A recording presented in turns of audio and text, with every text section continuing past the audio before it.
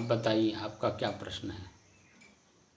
अभी साहब जो है मेरा प्रश्न यह है कि अनहद नाद किसे कहते हैं? अनाहत नाद शब्द है, अनहत नहीं, अनाहत हाँ, शब्द। अनाहद नाद क्या चीज़ है? ठीक है, बताता हूँ कि सबको बिलासिता त्याग कर देना चाहिए। हाँ, अब पड़े हैं कहावत, दो पंखा लगाए हैं, मच्छरदानी भी लगाए हैं, पड़े हैं कहावत, मतलब इतनी गर्मी हवा दे रही है, ये प्रकृति हवा लेते हैं फर्स्ट क्लास, वहाँ मीडियम जा रहे हैं, आनंद है, आनंद है। तो अभी विलासता नहीं है, बिल्कुल बिलासिता। बिजली बर्बाद हो रही, पैसा बर्बाद हो रहा है, और गमस करो, बिजली पंखा का आवाज कितना फर्क होता है, घर में होता है, गर्मी देती है। और यही का बाहर कहीं सोइए का फर्स्ट क्लास, बाहर खटिया निकाल सोइए 4 बजे, जब फर्स्ट क्लास होगा कहावत होती वह तो मतलब पिछड़ों का अपना। बिलासिता तो असल में जब आदमी विचारवान होता है तभी हर चीज़ को ध्यान रख करके काम करता है। अब विचारवान आजकल कोई है नहीं। तो देखिए, पहले आपके गुरु जी रहे होंगे, कितने विचारधारा रहते होंगे, वो साधारण जीवन, बिल्कुल बिल्कुल बिल्कुल एकदम साधारण जीवन था। कुछ नहीं, कुछ का नहीं। अंकी की जरूरत, न पंखे की जरूरत, न बिजली की जरूरत, न अरे कहीं जाते भी थे तो सिर पर मगाती बांध लेते थे और ऊपर से गमछा रख देते बस। सोच लीजिए हाँ, एकदम वैसे। अब आदमी कैसे जाता है? और पैदल चलते थे। अब अब आप बता दीजिए कि कहाँ डुमरिया है, मेहतावल के डुमरिया। 8 किलोमीटर दूरी पे डुमरिया। और उसके बाद जब मैं एक डुमरिया बाबू है, एक डुमरिया गांव है। तो डुमरिया बाबू नहीं, तो सोनमरा से पश्चिम है। वहाँ से ले करके आप खलीलाबाद से ले करके अयोध्या से ले करके जो है वहाँ हम लोग गए। मैंने अयोध्या से तो ट्रेन से गए इलाहाबाद, तो वो प्रयागराज में छोड़ दिया। हम लोगों को जाना था वहाँ क्या नाम है, प्रीतम नगर, सुलेम सराय। अब प्रयागराज से इधर स्टेशन पे गाड़ी छोड़ दिया, वहाँ आगे जाने का कोई रास्ता ही नहीं था, ट्रेनों में ही ख़त्म कर दिया, आगे जाने का कोई वो नहीं था उसके पास। वहाँ से ले करके और सुलेम सराय तक पैदल ले गए हमको। सुलेम सराय एरिया है, प्रीतम नगर कॉलोनी है, वहाँ पे अभिलाष साहब के स्थान पे। वहाँ साल में एक बार कार्यक्रम होता है। उस कार्यक्रम में हमको पैदल ले गए वहाँ तक। आपसे बता रहा हूँ, एकदम पैदल वहाँ तक गए हम लोग।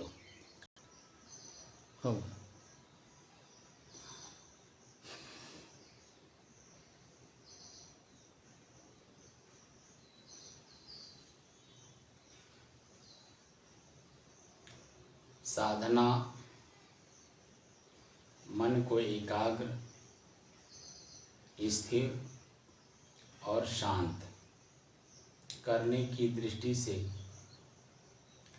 आज 258 दिन, तारीख 20 जुलाई सन 2022, दिन बुधवार।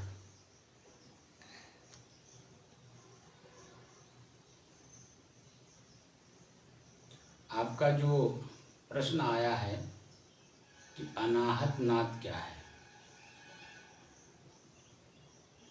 तो हमने 258 दिन में कई बार हमने बताया है कि मन को एकाग्र, स्थिर और शांत करने की विधियां 112 विधि है। उसी 112 विधि में जो मूल है उसी का अभ्यास हम लोग कर रहे हैं। और ये मूल हम लोगों को समदर्शी बनाता है, तुलनात्मक अध्ययन करने की शक्ति देता है। और जब तुलनात्मक अध्ययन करने की शक्ति प्राप्त होती है तो एक शक्ति उसी में और अपने आप आकर के जुड़ जाती है कि दोनों को जानने वाला कौन है, जिसे चेतन कहते हैं। इसको जानने के लिए एकदम बिल्कुल सहज विधि अगर है तो सिर्फ ईश्वर है। ईश्वर शब्द का व्याख्या भी हमने बताया था, ई धन स्वर, ई माने स्वर माने श्वास। अपने चंचल मन को एकाग्र करने की दृष्टि से और सहज भाव में कि मेरा मन सहज भाव में, चंचल मन एकाग्र हो। एकाग्रता का मतलब भी बताया गया है कि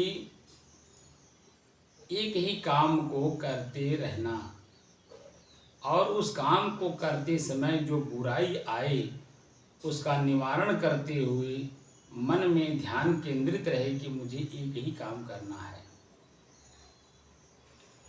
और जब तक सिद्ध ना हो जाए, जिस काम को हम कर रहे हैं, जिस मंजिल को हम जाना चाहते हैं, वह काम सिद्ध ना हो, वह मंजिल प्राप्त ना हो, तब तक लगातार चलते रहने का नाम एकाग्रता है। और जब मंजिल मिल जाता है, लक्ष्य की पूर्ति हो जाती है, तो आगे जाने का कहीं कोई मन में संकल्प विकल्प नहीं होता है, तो उसे स्थिरता कहते हैं। और जब स्थिरता आ जाती है और स्थिर होने के बाद मन बिल्कुल शांत रहता है। यह स्थिति आपकी अपनी चेतना की स्थिति है, और अपनी चेतना की स्थिति में आ जाने के बाद समदर्शी होना और तुलनात्मक अध्ययन करना और अपने शांत स्थिति में बने रहना, ये स्थिति आपकी अपने आप आपको मिल जाती है। रही बात अनाहतनाद की या ज्योति देखना, बिंदु देखना, तमाम ऐसे संसाधन हैं, लेकिन यहाँ आपका प्रश्न अनाहत नाद के लिए है। तो अनाहत नाद भी चंचल मन को एकाग्र करने की दृष्टि से है, लेकिन इसका परिणाम समदर्शी नहीं बनाता है। तुलनात्मक अध्ययन करने की शक्ति नहीं देता है, और अपनी चेतना में लौटने के लिए, अपनी स्वयं की चैतन्यता का बोध प्राप्त करने के लिए यह साधन आपको प्राप्त नहीं करा पाता है, बल्कि बहिर्गत कर देता है। आपकी मन की गति को अंतर्मुख न करके ये बहिर्गत करता है। जैसे जो अनाहत नाद है उसकी क्रिया देखिए, मुद्राएं, ये उंगलियां हैं, 2 उंगलियां आँख पर, अंगूठा जो है कान में, बिल्कुल ऐसे देख लीजिए, देख रहे हैं? हमको देखिए पहले, आपने मत करिए, बिल्कुल देखिए। अंगूठा जो है ये कान में, ठीक, आँख, ये 2 उंगलियां आँख पर, और भीतर मन को, चंचल मन को एकाग्र करने की दृष्टि से अंदर मस्तिष्क में जो आवाज आ रही है, तो हन हन हन हन की आवाज आती है।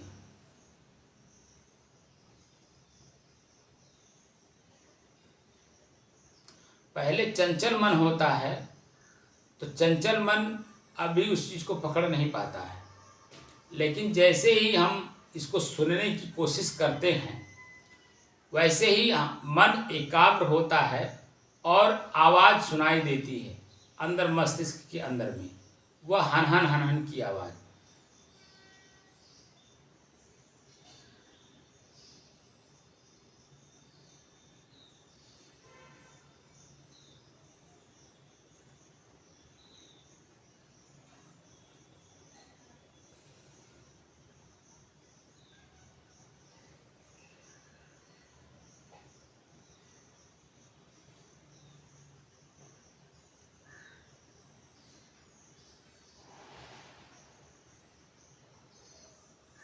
जब हम इसे सुनते हैं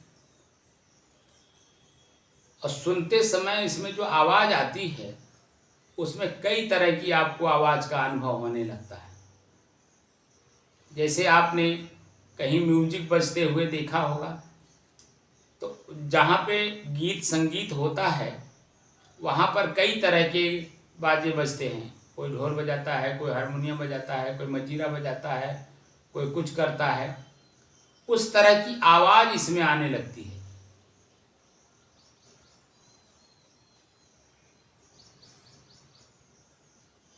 और ये आवाज इसलिए आपको ऐसा महसूस होता है क्योंकि बाहरी आंख से आपने ऐसा देख रखा है और कान से उसी आवाज को सुन रखा है। तो वही चीज़ें आपके मस्तिष्क में दिखाई पड़ने लगता है।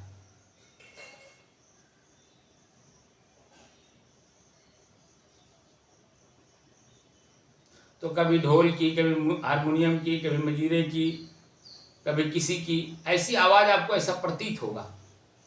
लेकिन आपने बाहर के संगीत को नहीं देखा, नहीं सुना, नहीं उसके बारे में जानकारी है, तो सिर्फ जो इसकी वास्तविक स्थिति है उससे आप अवगत होंगे कि सिर्फ हन हन हन हन की आवाज़ आती है, बस और कुछ नहीं।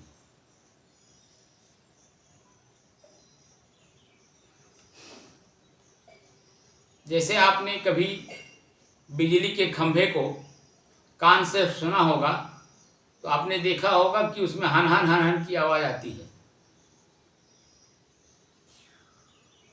तो उसमें मन एकाग्र होता है, तभी तो महसूस होता है, तभी तो अनुभव होता है।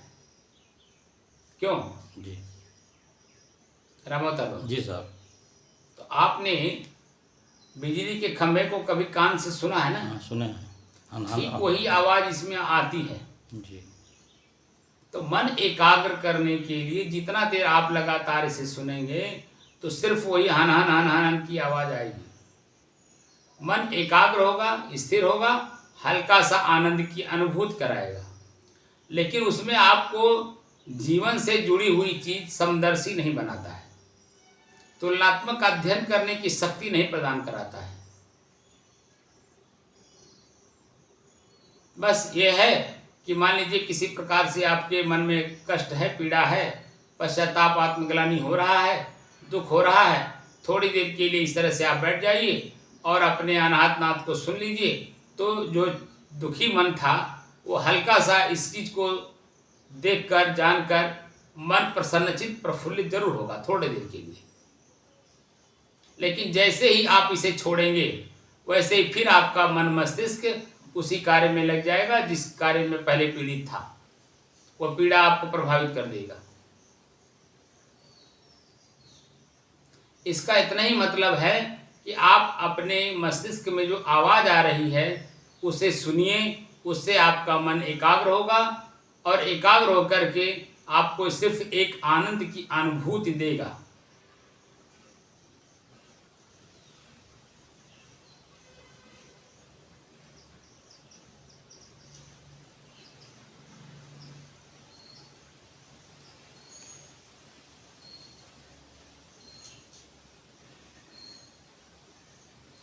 और इसी आनंद की अनुभूति को सुनने के लिए ये अनाहत नाद की क्रिया को किया जाता है। इससे मन एकाग्र होता है, स्थिर होता है और शांत होता है।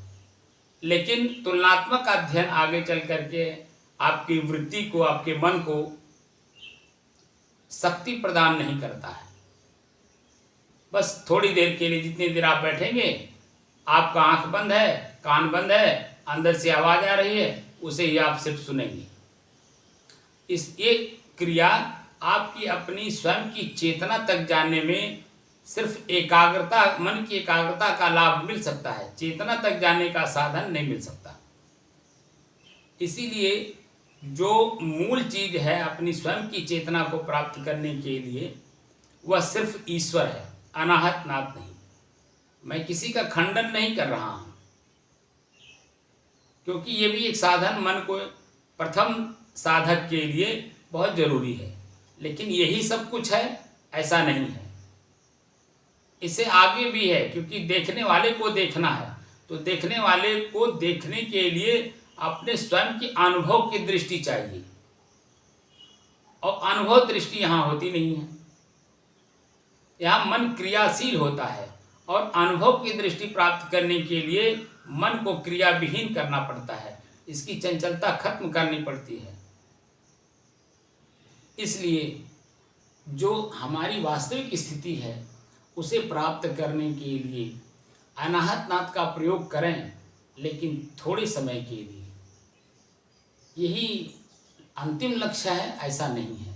अंतिम लक्ष्य को प्राप्त करने के लिए स्वयं सुनना, देखना, चखना, चलना फिरना, सब कुछ को बंद करना होता है। तब जाकर के स्वयं अपने आप का अनुभव होता है कि मैं इन सब का जानने वाला, इन सब का उपभोग करने वाला स्वयं चेतन शांत स्वरूप हूँ। स्वयं चेतन शांत स्वरूप हूँ। मेरे में कोई चंचलता नहीं है, कोई क्रिया नहीं है, किसी प्रकार की कोई दुख पीड़ा ये प्रकृति में है, प्रकृति का है, मेरे में नहीं है। मेरे में कुछ, मैं जो कुछ भी हूँ सिर्फ इनका उपभोक्ता हूँ। अब उपभोग करने के बाद मन में जो छाप बनता है उसे बुद्धि कहते हैं, और उसी बुद्धि के आधार पर हम लोग दुखी, सुखी, पीड़ित, आनंदित, क्षण क्षण के लिए बदलता हुआ दृश्य देख करके हम पीड़ित रहते हैं, जो कि आप में परिवर्तन नहीं है। आप स्थिर वस्तु हैं, आप चंचल नहीं हैं, एकदम स्थिर वस्तु हैं आप। लेकिन अपनी स्थिरता का, स्वयं का बोध न होने के कारण इसी प्रकृति में हम लोग चंचल बने हुए हैं, और चंचल मनकर अधम काम कहें कबीर भजु राम नाम। चंचल जो मन होता है, अधम माने नीच काम ही कराता है। नीचता से तात्पर्य यहाँ मन को कभी पीड़ित करेगा, कभी आनंदित करेगा, कभी सुखी करेगा, कभी दुखी करेगा। लेकिन हम तो इन दोनों से परे हैं, दोनों का तुलनात्मक अध्ययन करते हैं और अपने स्वयं का बोध प्राप्त करते हैं। ये स्थिति है। और ईश्वर जो शब्द है, इसमें सुनने के लिए अटपटा जरूर लगेगा, हल्का जरूर लगेगा, लेकिन ये बहुत बड़ी आपका मूल तत्व तक पहुंचने में संसाधन का, अगर सही मार्ग में, सही माने में अगर प्रयोग अगर कुछ है तो सिर्फ ईश्वर। और वह मैं नहीं कह रहा हूँ, हमारे पहले कितने ऋषि, महर्षि, संत, महात्मा इसका प्रयोग किए, और उन लोगों ने जो अपनी चेतना का बोध प्राप्त किया, अपनी चेतना में लौट गए, अपने जीवन को धन्य बनाए।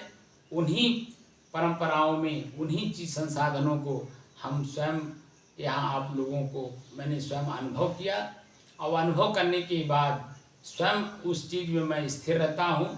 भले मैं आँख से देख करके चलता हूँ, बोलता हूँ, खाता हूँ, पीता हूँ, सब कुछ करता हूँ, लेकिन चेतना में रह करके। पहले मैं चंचल था, क्या खाना है, क्या नहीं खाना है, कहाँ बैठना है, कहाँ नहीं बैठना है, कब सोना है, कब जागना है, कुछ पता नहीं था। लेकिन जैसे जैसे हमारी चेतना स्वयं अपने आप में जागृत हो रही है और स्वयं मैं शांत हो रहा हूँ, तो वर्तमान की स्थिति को पढ़ता हूँ, हमारी स्थिति वर्तमान की कैसी है, और जैसी परिस्थिति होती है वैसे मैं अपने इस प्राकृतिक चीज़ को मेंटेन कर लेता हूँ, मन शांत रहता है। और हमारे मन की शांति ही हमें अब सबसे बड़ा लाभ दिखाई देता है। और जब मन शांत है, सब कुछ मेरे पास है, संसार का सारा संसाधन मेरे पास है, बाहर और आंतरिक। लेकिन जब तक मेरा मन शांत नहीं था, स्थिर नहीं था, अपनी चेतना का स्वयं का बोध नहीं था, तो मैं बाहर की चीज़ों को पाने में दौड़ रहा था, जिसमें दुख और पीड़ा ही हमें मिलती थी। वह वस्तु मिल जाने के बाद मन में संतुष्टि नहीं रहता था, और न रहने के कारण मन हमेशा चंचल बना रहता था। लेकिन अब जैसे जैसे इस साधना हमारी और परिपक्व हो रही है, एकदम अब न कहीं जाने का मन करता है, न कहीं कुछ देखने का मन करता है, ना कुछ चखने का मन करता है, ना मुझे बाहर का कोई चीज़ प्रभावित करता है। बिल्कुल शांत रहने में मुझे बड़ा आनंद आ रहा है। एकदम अपनी शांति में, अपनी चेतना में, वर्तमान में रहने में हमें बड़ी सुकून मिल रहा है, शांति मिल रही है, और चेतना अपनी चेतना में धीरे धीरे लौट रहा है। यही स्थिति आप लोगों को देने के लिए मैंने ये संसाधनों का प्रयोग कराया, कि आप लोग भी अगर वास्तव में सबसे बड़ी कमाई इस जीवन का प्राप्त करना चाहते हैं, तो मेरे सानिध्य में धीरे धीरे चल करके इसे प्राप्त करिए। ये दौड़ कर चल करके प्राप्त करने वाली वस्तु नहीं है, ये धीरे धीरे चलने वाली वस्तु है। इसका जितना ही आंतरिक अभ्यास होगा, उतना ही आपका चित्त, मन बिल्कुल एकाग्र होगा, स्थिर होगा, और शांति का अनुभव स्वयं में करेगा। बाहर की जो संसाधनों को प्राप्त करने में जो हमारी ललक बनी हुई है वह ललक भी बनी रहेगी, लेकिन समय समय से जिस चीज़ का उपयोग करना है उसका भरपूर आनंद लेंगे। जीवन का वास्तविक स्थिति, वास्तविक सार्थकता ये है कि हमारा मन वर्तमान में रहे और एकदम शांत रहे, और शांत का स्वयं का अनुभव में रहे। ये भी नहीं कि अनुभव से अलग रहे। जब अनुभव में रहता है, वर्तमान में रहता है, तो वर्तमान की परिस्थिति को भी, वह कैसी विषम परिस्थिति हो, उसे वो सामान्य बनाने में, अपने अनुकूल बनाने में कामयाब होता है। कौन? चेतनावान। जो अपनी चेतना में है वो वर्तमान स्थिति कैसी भी हो उसे अपने अनुकूल बना ही लेता है। इसका यही सार्थकता है। ये जो अनाहत नाद है, अनाहत नाद आपका मन एकाग्र कर सकता है, स्थिर कर सकता है, क्षणिक आनंद की अनुभूति करा सकता है, लेकिन शांत नहीं करा सकता, चेतना में लौटा नहीं सकता, अपनी चेतना का बोध करा नहीं सकता, समदर्शी बना नहीं सकता। इसलिए इस संसाधन का उपयोग करिए, मुझे कोई आपत्ति नहीं है, आना होना चाहिए। इसलिए कि प्रथम सीढ़ी की भी ज़रूरत होती है, लेकिन उसी सीढ़ी में चिपके रह जाएं, ये अपनी गलती होगी। इसीलिए कबीर साहब यहाँ एक वाक्य कहते हैं कि वेद शास्त्र कहो किन झूठा। मैं अपने पूर्वजों की धरोहर वेद शास्त्र, गीता, भागवत, कुरान, बाइबिल, किसी को मैं गलत नहीं ठहरा सकता, क्योंकि उन्होंने जो अनुभव किया, जिस अनुभूति के आधार पर उन्होंने लिखा, जिस लेवल पे जा कर के उन्होंने लिखा, जिस परिस्थिति में लिखा, उस परिस्थिति को बिना जाने वहाँ तक पहुँचे आप गलत शब्दों का प्रयोग करेंगे। और जैसे जैसे आप अपने उस लेवल पे पहुँचते हैं तो धीरे धीरे आपका मन शांत होता है, वो संसाधन ही आपके लिए अमृत हो जाता है। धीरे धीरे चलिए और अपने मन की एक चंचलता को त्याग करिए, स्थिर करिए उसे, और मन की शांति का स्वयं में अनुभूति करते हुए तुलनात्मक अध्ययन करिए, वर्तमान में रहिए। यही मेरी शुभकामना है। साहेब। जैसे जब हम आँख को बंद करते 2 उंगलियों से, कान बंद करते हैं अंगूठे से, तो आँख बंद करते हैं तो इसमें आप देखेंगे कि बंद करते ही अंधकार दिखाई देने लगता है। तो बाहर कहीं आप देखेंगे नहीं कुछ। एक तो इसका बाहर की दृष्टि से आप मुक्त हो गए, अंधकार दिखाई देने लगा। दूसरे जब आप कान बंद करते हैं तो बाहर की आवाज़ बंद होती है, बाहर के कुछ न आँख से कुछ दिखाई देगा, न कान से बाहर से कुछ सुनाई देगा, तो आप अपने आप अंदर चले जाएंगे। और जैसे अंदर जाते हैं तो धीरे धीरे चंचल मन जो है एकाग्र होकर के उसी आवाज़ को सुनने में एकाग्रता, एक तानता उसको बोलते हैं, उसी में लग जाता है, और सुनते सुनते सुनते सुनते उसी में जो है एकदम मस्त हो जाता है। ये पहली जो सीढ़ी है उसकी, अनाहतनाथ की, इसकी भी ज़रूरत है, लेकिन थोड़े समय के लिए, बस खाली मन को एकाग्र, स्थिर और शांत करने के लिए। आगे की परिस्थिति की अगर पढ़ना है तो सिर्फ श्वास में क्या है कि हमारी आँख खुली रहती है, कान खुला रहता है, नाक खुला रहता है, सब कुछ खुला रहता है। तो उसमें क्या होता है कि हमें बैलेंस बनाने में आसानी होती है। थोड़ा समय आँख बंद करने और कान बंद करने में उसमें समय नहीं लगता है, लेकिन इसमें समय लगता है। श्वास को देखने में, एक मन को एकाग्र करने में समय लगता है, लेकिन जो इसमें मजबूती है उसमें नहीं है। उसमें डायरेक्ट आ जाते हैं, इसमें धीरे धीरे आते हैं। जैसे हवा में आप दीवार खड़ा करना चाहें तो नहीं होगा, लेकिन धीरे धीरे जमीन से अगर आप उठाते हैं तो कितना बड़ा उठा सकते हैं, जितना मर्जी उतना उठा लीजिए, अब वो मजबूत होता है। लेकिन वैसे ऊपर से नहीं कर पाएंगे, जमीन के ऊपर ही ऐसे रख दीजिए और उसको कहिए कि हम ऊपर तक काफ़ी ले जाए, नहीं ले जा पाएंगे। लेकिन जब जमीन से ले आते हैं और बड़ा मतलब मजबूती के साथ, तो वो आपका मजबूती बनी रहती है और मन में किसी प्रकार का शंका नहीं रहता। तो हम जो करा रहे हैं आपका, देखिए इस मुद्रा में कराते हैं, ऐसे बैठ करके, और जो है या ऐसे बैठ जाइए, ये भी मुद्रा है। सुखासन में बैठिए, रीढ़ की हड्डी एकदम बिल्कुल टाइट हो, सीधी, टाइट मतलब सीधी हो, और शांत भाव से बैठिए। आपका कान खुला हो, सब कुछ आपका बिल्कुल सामान्य हो, और अपने मन के द्वारा अपने श्वास को देखिए और दृष्टा साक्षी भाव में देखिए।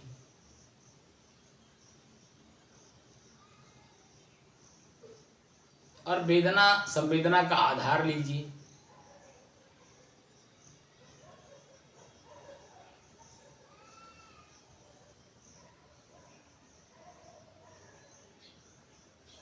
अब जैसे हम श्वास को देखने की प्रक्रिया में आ रहे हैं तो कान खुला है तो उधर कुत्ते भूख रहे हैं दूर में कहीं, उसकी सूक्ष्म रूप से हमारे कान में आवाज़ आ रही है। तो अब वो कान में आवाज़ भी आएगी और मन जो है अपने श्वास पर भी रहेगा। तो इसको बंद करने में जैसे जैसे आपका चंचल मन उसको बंद करेगा और यहाँ आके टिकेगा, वो सारी परिस्थितियाँ बिल्कुल एकदम शांत रहती हैं। और यहाँ से जब चलते हैं तो जब इसकी परिपक्वता आती है या परिपक्व स्थिति बन जाती है तो यहीं हाथी चिल्लाए तो आपको कोई फर्क नहीं पड़ता है, क्योंकि आप अपनी चेतना में बिल्कुल एकदम शांत स्वरूप में हैं। ये परिपक्वता की स्थिति है। लेकिन अपरिपक्व की स्थिति में आप पहली सीढ़ी पे तो जैसे आप बैठेंगे तो उधर का कोई रो रहा है, कोई गा रहा है, कोई चल रहा है, कोई फट की आवाज़, कोई टप की आवाज़, तो वो आप मन फट से वहाँ भागता है, अपने श्वास पे रुकता ही नहीं जल्दी, श्वास को देखता ही नहीं है, अपने से अलग दृष्टा भाव साक्षी भाव आता ही नहीं है। लेकिन इसीलिए कहा जाता है एकांत में जा कर के किसी बंद कमरे में अभ्यास करिए या सिवान में जाइए। सिवान का मतलब समतल जगह हो, वहाँ पेड़ हो, पेड़ के नीचे आप आराम से करिए, शुद्ध वातावरण हो, एकांत हो, वहाँ किसी भी मनुष्य का किसी जानवर का कोई दर्शन ना हो, एकदम शांत। तब जब इसका अभ्यास करते हैं तो धीरे धीरे धीरे धीरे बाहर की वृत्तियाँ अंदर जाती हैं। और जैसे जैसे आप इसमें परिपक्व होते हैं तो हाथी चिल्लाए या कुछ भी हो, कोई रास्ता चले, फट की आवाज़ हो, फुट की आवाज़ हो, कोई फर्क नहीं पड़ता, बिल्कुल एकदम शांत स्थिति बनी। आपका मन एकदम इसी में परिपक्व हो गया, अपने श्वास को देखते ही एकाग्र हो गया, स्थिर हो गया, शांत हो गया। और इसको बंद करने में तुरंत जन्म आँख से दिखाई नहीं देगा, कान से सुनाई नहीं देगा, मन एकाग्र हो जाएगा। लेकिन इसमें मजबूती नहीं आती है, आगे चल करके फिर इसी में मन उबने लगता है, उब करके से छोड़ देता है। लेकिन जब इसमें अभ्यास करते हैं तो धीरे धीरे धीरे धीरे धीरे धीरे आपकी मन स्थिति कैसी होती है ये स्वयं अनुभव की बात है। स्वयं अनुभव जब आपको मिलने लगता है, बाहर की सारी चेतना खत्म होती है, अंदर की चेतना जागृत होती है, तो देखिए पूरा शरीर एकदम प्रफुल्लित प्रसन्नचित, आपका खुद वर्तमान की शरीर की स्थिति बताएगा, एकदम प्रफुल्लित प्रसन्नचित आनंदित।